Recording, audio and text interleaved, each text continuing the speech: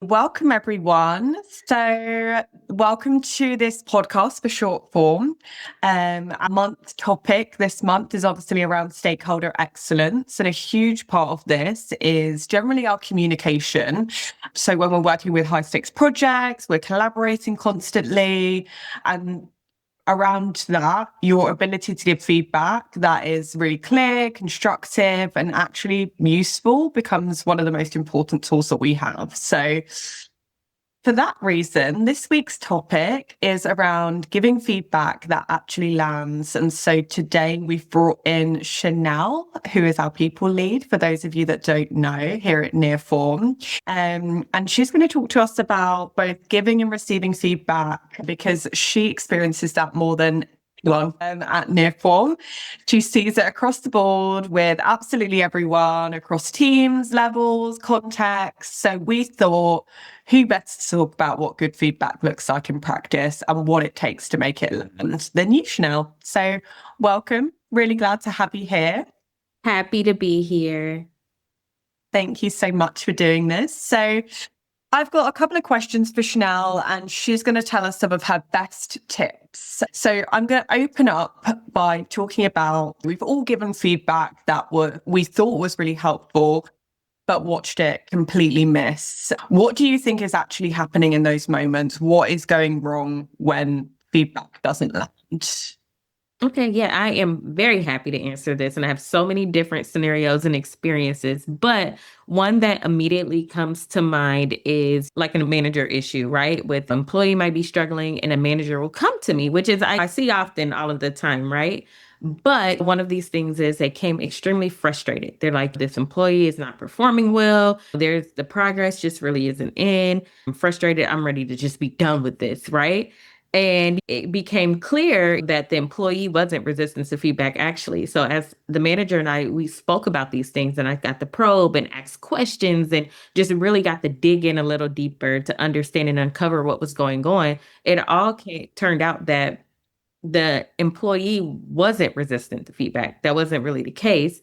The employee didn't understand the expectations. And I think that sometimes we come into things thinking someone may be an expert in their field or whatever that might look like, and they immediately hit the ground running or may understand things when we may do things a little bit different here. They may need a little bit more guidance than what they may have been used to before. So with that, we found out they just don't get it. They don't understand, or they may know how to do the work, but they may not understand how we need the work done. So with that being said, we were able to work together on how we were going to navigate this, how we were going to reframe this conversation with the employee and dig in a little bit deeper with the employee and give them concrete examples and clear direction and how we do things are, what those specific next steps are. And the manager was able to leave with that, go on and have that conversation with the employee. And then we saw significant improvement. So it was really exciting to see, because sometimes in a lot of these things, we think, okay, they're just not performing. They're not going to turn things around. When in reality, sometimes we just got to find that time. I know we're all busy,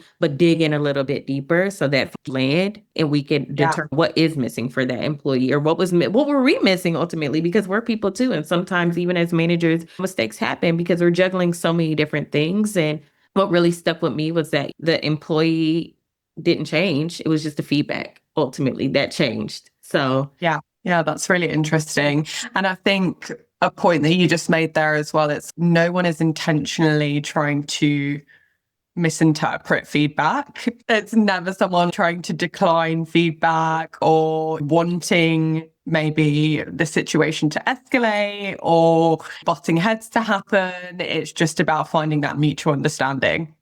Exactly. And especially as a global business, I think that's a really big key and something to call out, is because sometimes where you live or certain social norms or different things, just they may be understanding something a little bit different than, what you're giving or how you speak. Someone may be a little bit more direct when someone may need someone that's going to dig in a little bit deeper with them. So you can't just assume that people know what good looks like. You have to be able to define it too. Really interesting point. Thank you. So my second question is, you work across a lot of different stakeholders, different relations, technical, non-technical, cross-functional. Does your approach to giving feedback change depending on who you're talking to, or is there a core principle that you come back to every time, no matter who it is? Yeah, this is one of my favorite topics. But because again, dealing with so many different people, we are, like I just said before, we're a global business. So we're literally from all over the world. I'm having the pleasure to speak to people in India and I'm already all the way in the US. Like, how Yeah. cool is that? But so, with that being said, I think that my core principle is that the delivery changes, but the principle Mhm. does not. Right. So we're not going to shift our principle. We're not going to shift what the goal is or whatever it is that we might need, but the delivery might, depending on who we're speaking to. For example, I'm involved in a lot of chats. I have my people partner cadences, and the guys, even thinking about their delivery to me, might look a lot different from if they're speaking to another tech director or another tech lead. We'll Yeah. chat through some things, but they'll even tell me, which I'm very thankful for. They'll even go in and say, "Hey, I'm going to get a little technical here." It may kind of break things down in a way for me to understand. I absolutely love when they do that because, again, even though they're the same goal is there, they're trying to explain something to me. We're breaking it down in a different way, but they're also, which I really enjoy, is giving me a signal that, hey, I'm going to Mm. get a little technical here. And that cues me to know, okay, I need to be tuned in or maybe ask some probing questions or different things like that, or raise my hand if I don't quite understand something. So, with that being said, even thinking about that cool example within the business, that's how I approach things too, is we have to know who we're talking to. Sometimes we're speaking to people in a different age group. Sometimes we know someone needs a little bit more clarity, or there may be a little language barrier, or depending on where they live or what kind of work that they're doing. Like I said, you may be speaking to someone in HR, but you are an engineer, or we may Yeah. have to define how or change the way that we're speaking or the way we're delivering, but that does not mean that goal has changed or that principle has changed at all. Yeah. Yeah. So that can carry over into our clients as well. So delivering feedback to clients, we'd say we'd always just change the delivery tone slightly, but the message stays the same. We should be able to deliver that feedback to our client as well. Exactly, right? Yep. And you may be on a call with a colleague and venting or something like that. You are not going to do that. You're still speaking about that principle, but you're not going to go do that with the client. You want to be more constructive or have a good grasp and a good handle on things. And you can still speak through that principle, or even if it's a problem or whatever that might look like. So just being mindful of who you're speaking to, be mindful of how they've even taken, think about the history. Like, how have they taken feedback before in the past, or what have you Yeah. seen from that person? So just being mindful of some of those things too. So you adjust the language, not the standard, and you'll be fine. Yeah. Really like that. Just the language, not the standard. That's so good. Yeah. Can you walk me through where you gave feedback really landed, where you could see something really shift in that person, and what made that moment come to life? Right. So this makes me, what comes to mind for me was at a time, believe it or not, I was a logistics operations manager, right? So I'm back here throwing trucks with the guys and all these things, and you wouldn't believe it, but it happened in my life. So, but what comes to mind in that experience is we had someone, and when I first started working, I was working at Target. And when I first started working there, they're like, telling me all these things about this woman. She's just horrible. She doesn't get it. She's blah, blah, blah, all these things. And one thing that I really believe in is forming my own, opinion, getting to understand that person and, all these things versus just going in and immediately think, oh my goodness, she's terrible. So what I did was I went in and I observed her. Let me get an idea, what's happening first, or let me see what I see, or, what's happening.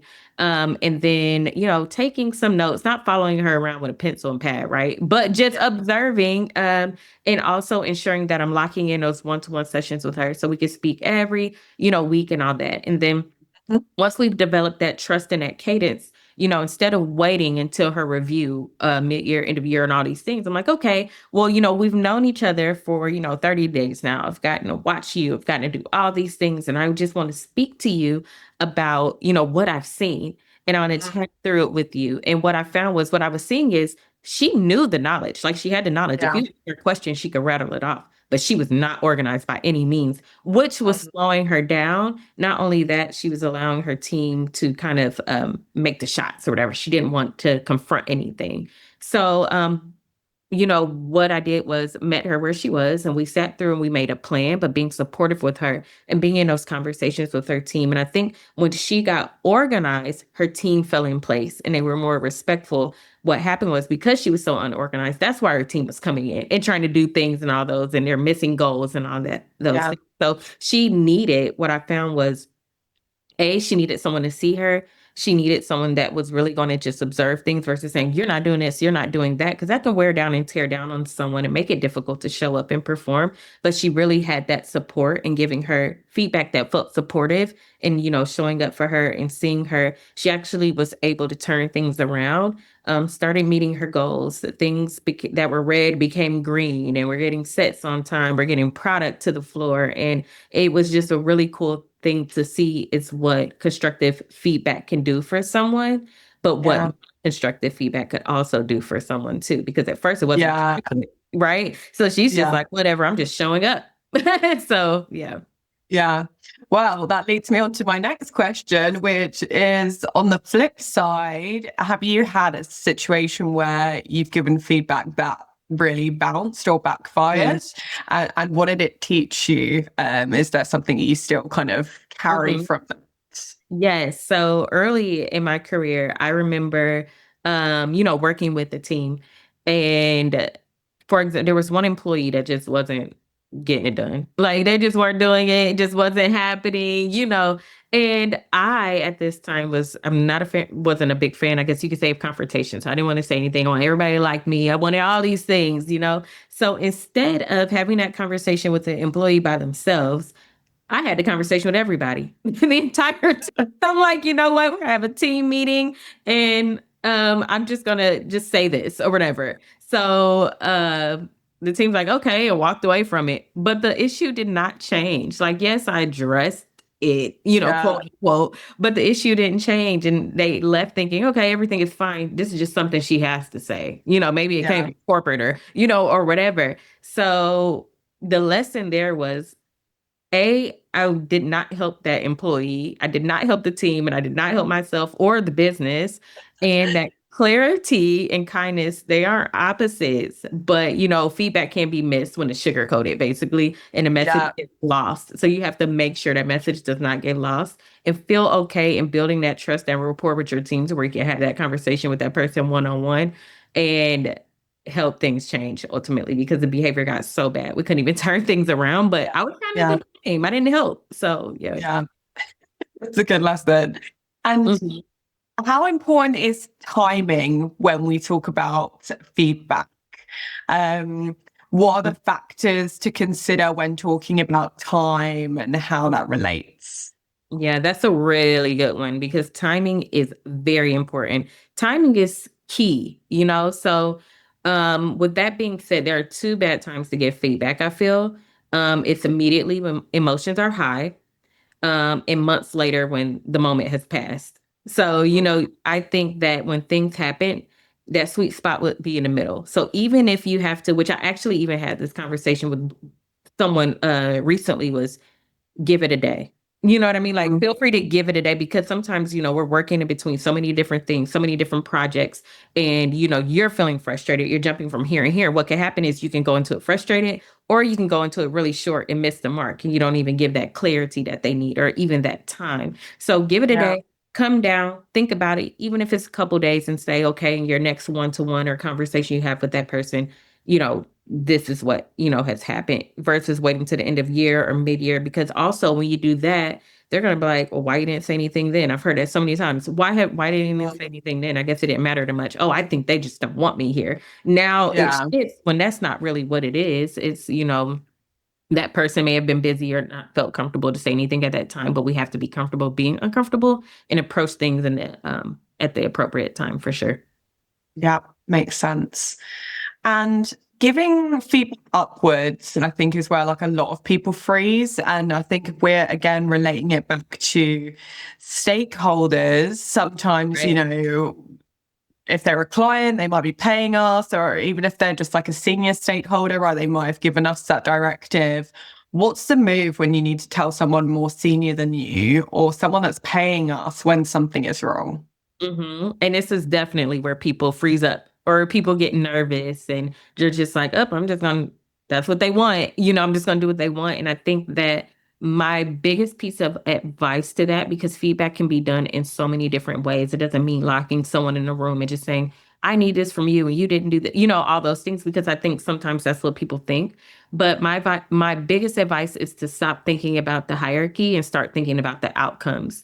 And I think if you approach anything from an outcome related or a shared goal, instead of focusing on, oh, this leader is doing this wrong, or I haven't heard from them, or, whatever it is going to make things a little bit difficult. So again, instead of, this process isn't working, maybe in your next one-to-one, you say, I know we're both trying to, we really want to improve the employee experience. And I think there's some friction points getting in the way. And this is what I'm thinking. And I really want to collaborate with you on how we can move forward. And then you can get whatever it is that you need from them in that call or that one-to-one or whatever that might look like, versus being afraid to say anything, but really approaching it in a collaborative way versus, a full on, I'm not getting this from you, and just seeing, where we're headed and where you go from there. So that's my biggest feedback, is just remember that shared goal and collaborate. Because, even though it may be a senior leader, they're still your partner. They're still a part of your team. So how would you handle anything with anyone else that you're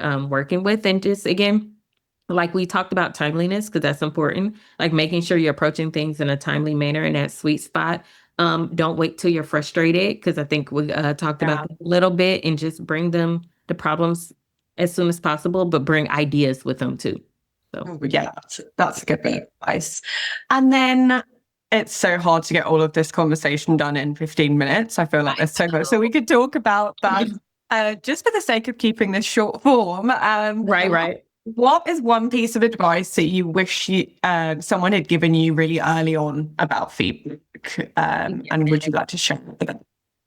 So a big piece of advice, just because too, even thinking about like our performance reviews and all those things coming up, feedback isn't a performance management tool. I think sometimes people immediately think I'm going to give this feedback from a performance management standpoint, but it's a growth tool. Like you'll always hear me say, even if we're putting someone on a performance improvement plan or something like that, there's going to be so much feedback within that performance improvement plan. You'll always hear me say the goal is for them to improve. What is that middle? It's for them to improve. This is not about disciplinary or, performance management or whatever that looks like. So some of those most impactful moments in my career came from somebody really taking the time to tell me something I couldn't even see for myself. Sometimes it's something that you may need to improve. Sometimes it's a strength that I wasn't fully using, or, both of those things matter. So it wasn't even always about, oh, you may not be doing something, whatever that looks like. Okay, you're doing great. We would like to see more of this. Or actually, I see that you're good at this. I want to see you bring it to life, and I'm going to give you this side of desk job, and I want to see what happens. And I think that was amazing, because it's still feedback, and we have to reframe our mindsets on what feedback actually is and what it could be. And the goal is for us to grow. The goal is for us to improve, but it does still help with performance management. Yes, I'm not saying it doesn't, but the goal is to be, supportive. And then, another thing that I would certainly encourage people to do, even after listening to this, it is to have just that one conversation that they're putting off. Because I know there's probably somebody out there that's putting off a conversation or not feeling motivated to do so. And I just want them to know that growth happens on the other side of a conversation, and when someone was brave enough to ultimately have it. So please, please, please have those conversations with your teams. Lean into your people partners to support you. We are here. Even if you want to, bat some conversation back and forth, we will certainly do that with you. And you got this. So, yeah. That's a nice way to end. Thank you so much, Chanel. And Chanel's always here. Obviously, this was just a little taster to feedback that lands. So Chanel is always here, as well as the rest of the people team, for more advice. And we're going to be sharing some more links to Pluralsight for you to deep dive on feedback as well. So thanks all for listening. Thanks, Chanel. No problem.